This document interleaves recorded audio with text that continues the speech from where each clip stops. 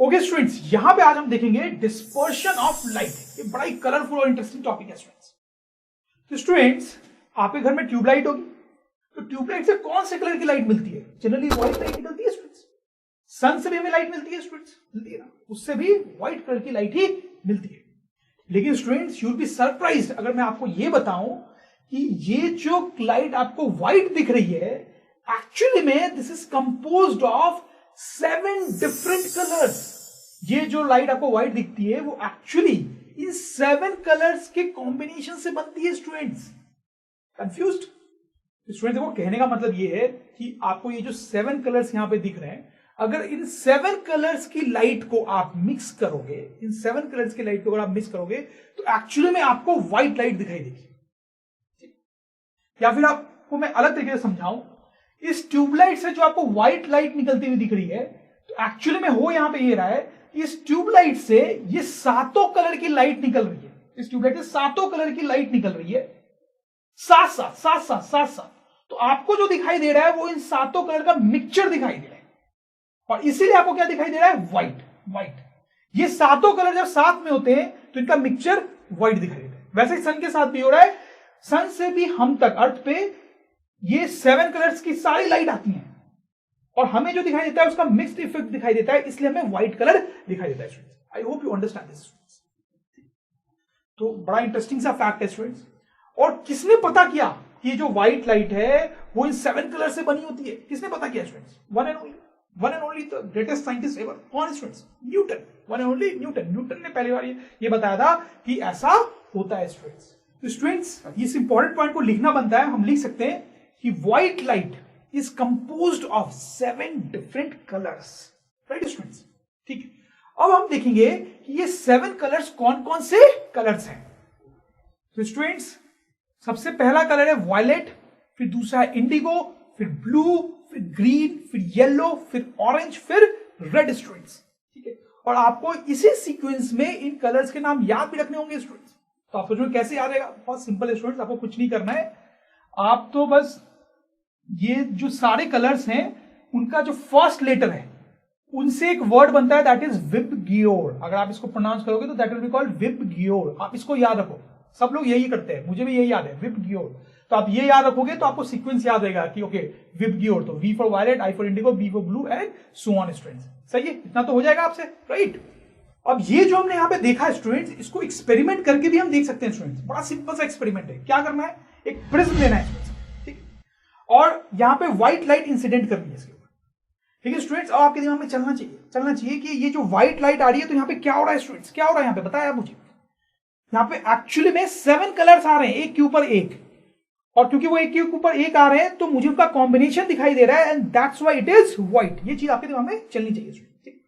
तो ये white light जो कि एक्चुअली 7 कलर्स का कॉम्बिनेशन है, वो यहां पे ऐसे आ रही है। जब वो प्रिज्म के अंदर जाती है स्टूडेंट्स, तो क्या होता है कि उसकी जो 7 कॉम्पोनेंट्स हैं वो सबके सब अलग हो जाते हैं, और फिर लाइट रेज ऐसे जाती है। आप समझ लो, देखो ऊपर रेड जा रहा है, नीचे वायलेट जा रहा है, सब अलग अलग जाते हैं, और फिर प्रिज्म के इस एंड से ये सब बाहर निकलते हैं, राइट? तो आप देख सकते हो यहाँ पे व्हाइट लाइट गई और प्रिज्म के अंदर, और प्रिज्म के बाहर उसके 7 कलर्स अलग अलग हमें मिलते हैं, अलग अलग दिखाई देते हैं स्टूडेंट्स, राइट? तो जो चीज मैंने आपको बताई वो यहाँ पे हम देख सकते हैं स्टूडेंट्स। अब यहाँ पर 1-2 चीजों को हमें ध्यान से देखना चाहिए कि यहां पे आप देखो सबसे ऊपर कौन सा कलर आ रहा है स्टूडेंट्स? रेड। और सबसे नीचे कौन सा आ रहा है? वायलेट। तो यहां पर जो कलर का सीक्वेंस है वो विबग्योर का उल्टा है, मतलब नीचे से विबग्योर। ठीक है, ये थोड़ा ध्यान में रखने वाली चीज है स्टूडेंट्स, राइट? अब स्टूडेंट्स, हमने यहां पे हेडिंग क्या डाली थी? Dispersion of light. मैंने आपको बताया था ये मैं पढ़ाऊंगा, तो हम पढ़ चुके हैं स्टूडेंट्स। ये जो फिनोमेना यहां पे प्रिज्म वाला है ना, that is dispersion of light. मतलब यहां पे हुआ क्या? हमने व्हाइट लाइट डाली और व्हाइट लाइट अपने 7 कंपोनेंट्स में स्प्लिट हो गई, 7 कंपोनेंट्स में स्प्लिट हो गई। तो ये स्प्लिट होने का जो फिनोमेना है, व्हाइट लाइट का 7 कलर्स में स्प्लिट होने का जो फिनोमेना है, that is called dispersion of light. That is called dispersion of light. समझ लो मेरी बात को स्टूडेंट्स, राइट? हम इसको लिख भी सकते हैं। सो ये मैंने डिफाइन किया है, dispersion of light is the phenomena of white light splitting in its 7 components, जैसा कि हमने पढ़ा, when passed through prism or any other object। किसी और ऑब्जेक्ट से भी पास करने में ऐसा फिनोमेना हो सकता है, right student? This is dispersion of light. तो स्टूडेंट्स कई बार आपको बुक्स में या कहीं भी एक और टर्म मिलेगा, that is called spectrum of white light. ठीक है, तो आपको डरने की जरूरत नहीं है, बहुत सिंपल सा टर्म है। तो स्पेक्ट्रम ऑफ व्हाइट लाइट का क्या मतलब होता है कि जब डिस्पर्शन हुआ व्हाइट लाइट का, तो जो सीक्वेंस ऑफ कलर्स आपको मिल रहा है उसको बोलते हैं स्पेक्ट्रम ऑफ व्हाइट लाइट। और इसको ऐसे डिफाइन कर सकते हैं, spectrum of white light is the sequence of colours obtained on dispersion of light.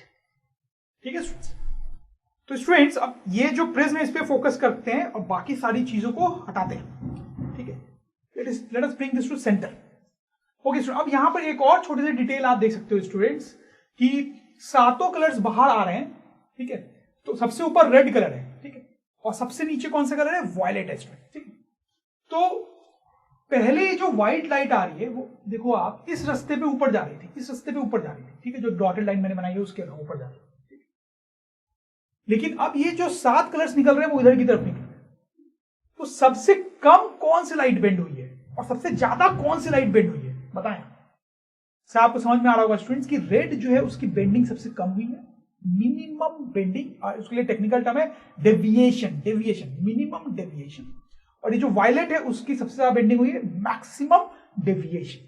ठीक है, तो स्टूडेंट्स ये इंपॉर्टेंट पॉइंट है, आपको याद रखना है कि प्रिज्म से जब व्हाइट लाइट पास करती है तो मिनिमम डेविएशन किस लाइट का होता है, रेड का, और मैक्सिमम डेविएशन किसका होता है, वायलेट का।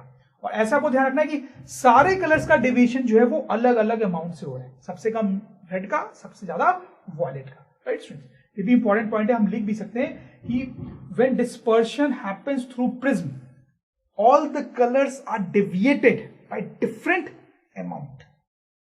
ठीक है स्टूडेंट्स, फाइन स्टूडेंट्स, अब एक और इंटरेस्टिंग चीज यहां पे देखेंगे, लेट्स क्लीन ऑल दिस। तो ये हमारे पास प्रिज्म है। ठीक है, अब एक काम करते हैं स्टूडेंट्स, एक और प्रिज्म यहां पे लेके आते हैं। ठीक है, लेकिन ये इन्वर्टेड है स्टूडेंट्स, ये प्रिज्म इन्वर्टेड है, जैसा आपको दिख रहा होगा, इन्वर्टेड प्रिज्म। ठीक है, अब यहां से व्हाइट लाइट आई, इस प्रिज्म में देखो क्या किया, डिस्पर्शन किया, मतलब व्हाइट लाइट को उसके सेगमेंट्स में बांटा। अब देखो ये जो इन्वर्टेड प्रिज्म है उसके पास कौन सी लाइट आई, उस पे ये सारी लाइट रेज अलग अलग आई। ठीक है, अब ये अंदर जाएंगी। ठीक है, अब यहां पर क्या होता है स्टूडेंट्स, ये सारी लाइट जब बाहर निकलती है तो वो कंबाइन होकर निकलती है और आपको व्हाइट लाइट दिखाई देती है। समझ में आ रही बात आपको? तो अगर आप दो प्रिज्म इस तरीके से लगाते हो, एक इन्वर्टेड, तो पहले प्रिज्म के बाद व्हाइट लाइट अपने 7 कंपाउंड्स में दिखेगी, लेकिन दूसरे प्रिज्म के बाद वो सारी लाइट्स वापस कंबाइन हो जाती है। ठीक है, और आपको व्हाइट लाइट ही दिखेगी। तो यहां पर इस प्रिज्म ने जो किया उसको क्या बोलेंगे, रिकॉम्बिनेशन। इसने जो किया वो डिस्पर्शन, इसने जो किया वो रिकॉम्बिनेशन। राइट स्टूडेंट्स, तो आपको ये प्रिज्म का और लाइट का जो खेल है वो पसंद आ रहा होगा, आई एम श्योर स्टूडेंट्स। ठीक है, और इसका बहुत इंपॉर्टेंट प्रैक्टिकल एप्लीकेशन भी है स्टूडेंट्स। ठीक है, क्या एप्लीकेशन है, let's move all this. Rainbow students, rainbow तो आपने देखा है ना स्टूडेंट्स, कब दिखाई देता है रेनबो स्टूडेंट्स, जनरली बारिश के बाद। ठीक है, तो ये जो रेनबो के बनने की फिजिक्स होती है वो ये डिस्पर्शन ऑफ लाइट से ही रिलेटेड होती है स्टूडेंट्स। तो देखो स्टूडेंट्स क्या होता है कि बारिश में बहुत सारा पानी आसमान से नीचे गिरता है, लेकिन जब बारिश खत्म भी हो जाती है तो हमारे एटमॉस्फेयर में छोटे छोटे पानी के ड्रॉपलेट्स हैंग करते रहते हैं, छोटे छोटे, बहुत छोटे छोटे, इतने छोटे होते हैं वो वाटर ड्रॉपलेट्स कि आपको आंखों से दिखाई नहीं देते, बट वो होते हैं स्टूडेंट्स, होते हैं। और ये जो रेनबो बनता है ना वो उसी के कारण एक्चुअली बनता है। ठीक, मैं आपको एक्सप्लेन करता हूं। तो आप ये एक ड्रॉपलेट लो पानी का जो बारिश के बाद हवा में हैंग कर रहा है, ऐसे बहुत सारे ड्रॉपलेट्स हैंग कर रहे हैं। मैंने यहां पे बड़ा बनाया आपको समझाने के लिए, बट एक्चुअली में होता बहुत ही छोटा है, बताओ देखो। ठीक, अब देखो बारिश के बाद वापस से जो सन है वो बाहर निकल आता है, तो सन है वो हमारा। ठीक, अब सन से कैसी लाइट आती है स्टूडेंट्स, व्हाइट लाइट आती है। तो सन से व्हाइट लाइट आती है और वो इस ड्रॉपलेट के अंदर जाएगी, वाटर है तो ट्रांसपेरेंट है, तो व्हाइट लाइट जो है इसके अंदर जाएगी। अब ये जो ड्रॉपलेट है पानी का वो प्रिज्म की तरह एक्ट करता है। तो जब व्हाइट लाइट अंदर जाती है तो वो अपने कंपोनेंट्स में डिवाइड हो जाती है, 7 कलर्स में डिवाइड हो जाती है। ठीक है, यहां पे हम 3 ही कलर दिखा रहे हैं क्योंकि स्पेस थोड़ा कम है, बट वो 7 कलर्स में डिवाइड हो जाती है। फिर वो दूसरे एंड पे हिट करती है ड्रॉपलेट के और फिर रिफ्लेक्ट होकर इस तरह से बाहर निकलती है। समझ में आ रही बात? तो जैसे प्रिज्म ने डिस्पर्शन किया था व्हाइट लाइट का, वैसे यहां पर ये जो ड्रॉपलेट है वो डिस्पर्शन कर रहे हैं। हम लिख भी सकते हैं एक्टिंग लाइक प्रिज्म, ये प्रिज्म की तरह थोड़ा एक्ट कर रहे हैं, व्हाइट लाइट का डिस्पर्शन कर रहे हैं। समझ रहे स्टूडेंट्स? अब सपोज करो यहां पे कोई आदमी खड़ा है जो इधर की तरफ देख रहा है, ठीक है, तो उसके आंखों में अलग अलग ये कलर्स जाएंगे, ठीक है। तो अगर वो इधर की तरफ देख रहा है तो उसको सारे कलर्स अलग अलग दिखाई देंगे और इधर उसको रेनबो का शेप दिखाई देगा, ठीक है। और रेनबो में वही 7 कलर्स उसको दिखाई देंगे जो इसके बारे में हमने एक्चुअली पढ़ा है students. I hope you understand this students, right. तो स्टूडेंट्स आई होप कि आपको सब कुछ क्लियर होगा यहाँ पे कि कैसे रेनबो यहाँ पे बना। 2-3 इंपॉर्टेंट पॉइंट्स हम यहाँ पे नोट भी कर सकते हैं स्टूडेंट्स। पहला पॉइंट आप ये नोट कर सकते हो कि rainbow is formed due to dispersion of white light.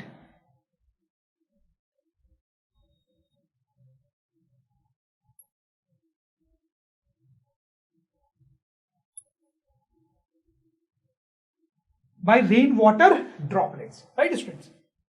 Second point हम ये लिख सकते हैं स्टूडेंट्स यहां पे कि water droplets act here as prism, right students, हमने देखा है। और तीसरा पॉइंट हम यहां पे ये लिख सकते हैं जो कि मैंने अभी तक आपको नहीं बताया एक्चुअली में।